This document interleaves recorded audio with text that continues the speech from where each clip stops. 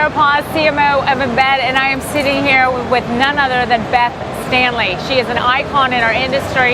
This is our first podcast, and of course, it's a micro podcast, and I want to thank you so very much for taking the time to sit with me today. Now, as everyone knows, but just in case you don't, I want you to know that Beth Standlee is the founder, operator, and head of chairman, chief chairman, if you will, Madam President, you name it, of TrainerTainment. And this is a company she started over 20 years ago, okay? And now this company has grown into a group because she's got an arm of it that's called the Growth Pro Group as well, okay? And as everybody knows, and I think this came naturally, that the growth of that came because she is the guru, the coach, and the champion for so many companies in this industry and so many professionals, and her fingerprints just seem to be kind of everywhere. And so, you know, Beth, I thank you so much for making the time to sit down with me today. So thank you, my dear. It's my pleasure. Okay. So tell me, my dear, one of the questions we have for you is, what is your secret to success? Well, it might be a secret, Sarah, because I'm thinking I'm still working on it, you know? Love that. I'm looking forward to being more successful tomorrow than we are today. I feel like that the fact that I'm surrounded by such good people help us get to the next level. I loved it that you used the word have fingerprints everywhere, because in the last 20 years we've had amazing people come to our organization. Yes. And even those that are not with us today, their fingerprints are literally on the face of who we are. And I would attribute our success, my success, to those folks that have worked with us internally, and the amazing clients that we've had the opportunity to serve. We learn something every single time we go work with somebody. Yes, and I would also say that you are the epitome, the very epitome to me of the term, your vibe attracts your tribe, right? Because here's the thing, your team, right? Your team is brilliant. They are. Okay, and I know that you are extremely competitive. You never give up. You're extremely positive, no matter what the times are. It's always, you always find the gift in any kind of situation that you're navigating.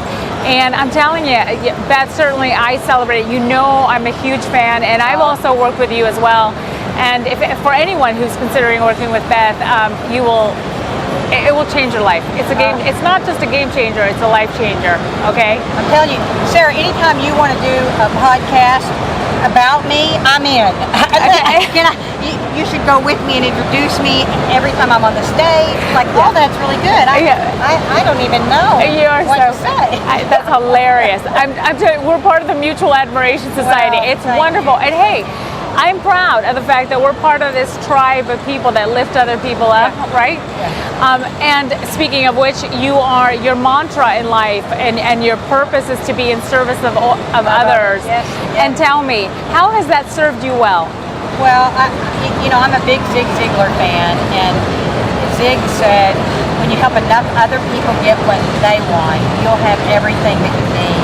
And I personally think that if we did get it, that we were to be in service to each other, the world would be a better place. And that may sound like a big, fluffy, whatever, but I believe it. I believe it all the way here.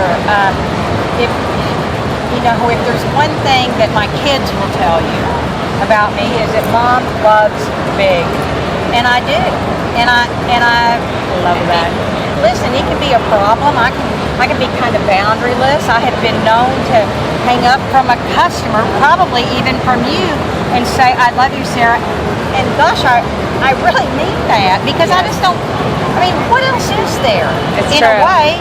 That's right. So, I don't know. That is so true. What else is there, right? It's true. It's absolutely true. I try not to do things that I'm not absolutely in love with doing, because life's too short, and I don't want to be miserable. You're right. Life is way too short. Yeah. Okay, so from being in business as an entrepreneur, right? A founder, an entrepreneur, and an owner, but you were still in this industry before you founded your company. Okay. Oh, yeah. So what would you say are like the 3 learnings that you have of being a successful business owner? Because here's the thing, it's one thing to be an entrepreneur, to set up your company and to try and build it, but then to still be in business 20 years on. I mean, that's not many people can say that. And here's the thing: in bed, we're right like with me. at the same time. Okay, So tell me. So resiliency. You have to be in an entrepreneurial position. I think you have to be willing to get up early and stay up late. I think it's just as important to learn that you've got to take a break because you get energy and you get refueled. You got to know that you're not the smartest person in the room and that there's so much to learn, and to be looking for that learning every single day. Sarah, one of the things I did when I started the company is you're right, I was in the industry and I had sold capital equipment and I had also worked on site. And so I went to people that I knew in that first 10 years of being in the industry, and I said, hey, I'm starting this company. Would you give me a quote about what it is like to do business with me? And I was just stunned at the generosity of what people had to say. And I took that stuff in and I owned it. I believed it. It inspired me to be that. Yes. And they saw me in a way sometimes that I didn't even see myself. Yes. And I took that on, and then I set out to prove, yes, that's what I stand for. That's who I can be, and I just try to bring others along. The resiliency piece is big, Sarah. Things don't always go the way you want. The thing about an entrepreneur is we can have 25 ideas a day. Yes. And they don't all work. And many times they shouldn't even be tried. I'm so lucky today to have a CEO of our company who reminds me often, well, Beth, that's a great idea, and what are we going to set aside that we've already agreed is the way we should be going? And I love that. And so I've learned it's important to have people who are smarter than you at the table.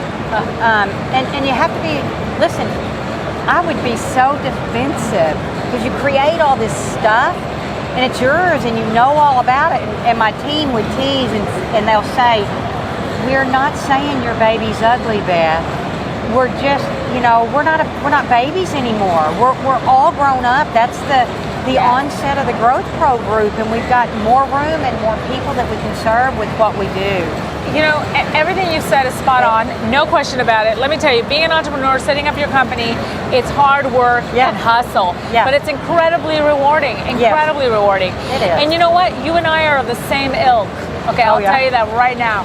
Because I too believe, as a chief executive, as a leader, that I am going to surround myself with a team of people that are way, way smarter than me, way more talented than me, okay, in their domain expertise, and respect that, and be able to say, listen, I'm only going to set the direction, and I'll only course correct if I see us going off track. But my job as a leader is to remove obstacles, remove obstacles, and bring whatever magic I have, whatever that might be, right, and then celebrate yours, and together really make it about the work and the best possible work that we can do, and then minimize politics and all of those things. And I have to tell you, when I was sitting on your panel discussion last week, my goodness, the way your team was talking about, it was about giving feedback, constructive feedback. Yes. And the fact that your team is like, well, Beth did this, and I just said, please don't do that. and you were like, and I was receptive, and I listened to it, and I just remember thinking to myself, I want to be like that. I want to be like that. And the people that were listening to that were like, I want to be like that too, because here's the thing, a culture is set from the top down, and clearly you've created a culture with your team that is something to aspire to. So, bravo. Listen, it's not an overnight thing, and I've made many mistakes. And learning. Me too. And I've been that defensive person, and it needs to be my way and all that. And fortunately, I've learned. I don't think there would be success. I don't think there would be growth. Right. If an entrepreneur can't get out of their own way and learn every single day, it's more than is there money? Is there enough money to pay the bills? if you really want a business and if you don't want to be a slave to the business, but you really want to be the business owner, you've got to get out of your own way. You got to get out of your own way, surround yourself with people that are way more talented than you, set direction, lead them, bring out the best in them, and make it about the work. You know, I'm 100% with you, and I absolutely love that. And this is why I always tell you, like, I learned so much from you, and I aspire to that. I had this quote. I always loved Zig Ziglar. He's inspired me throughout my whole life. Yes. But I've got to tell you, a week ago, 2 weeks ago, I saw this unbelievable quote. And it was, it went something like this. You have to be willing to let go of the life you plan in order to live the life that waits for you. And it just was profound. And as you know, I lost my husband. It's been almost 5 years ago. And I'm a wonderful human, 40 plus years, beyond blessed, and 3 amazing children. But you know, that's hard to get through. And 5 years may sound like a long time. And it's that quote. I mean, even in our business, we have years where the strategy that we set and the goals we plan for don't happen. And you have to be willing to let go of the plan that was in order to figure out what waits for you. And I've been thinking about that a whole lot, and I think I'm finally excited about what life has for me out here. And it's been a journey, Sarah. It's been a real journey to get through that. Listen, I'm grateful for the business. I'm grateful for the company. I'm grateful for my family and my friends, the industry that's so supportive. But there's a getting through, and there is a living fully, and I think I'm on that. I think I'm on that living fully path. Every minute is big, and needs to be right here. You know what? I think you are. And here's the thing: I knew you during the time in which you were in the what you would call the life quake. Okay, and the messy middle of it. Okay, and literally the I'm surviving and not thriving. Right. Okay, and here's the thing: everybody knows that the number one most stressful thing that you can go through in your life is death and grieving the loss. Right. And so, while I know a moment ago you said 5 years seems like a lot, it's not a lot actually. And so, to go through that journey and then come out of it and realize, hey, you know, in order to move fully forward, you gotta be willing to let go of that dream. I think that is just, I think everybody who heard that quote when you mentioned it the other day, it resonated in some way, because all of us, that is a part of the human condition, right? Is that everybody has a certain plan. Right, and they think that's gonna be the way it's gonna work. The way it's gonna work, the way it's gonna be forever, or they think this is what I'm supposed to be doing, but you know, really the reality is to accept that there is no certainty in this world or in this life, and it gets to be part of the journey. It gets to be part of the journey. If you if you become confident in your total uncertainty in life, right, then it makes you more present. And then from that, you're able to find the gifts that life has to give you. I'm with you 100% on that. 100%. Thank you, Madam President. Love that. Love that. Yeah.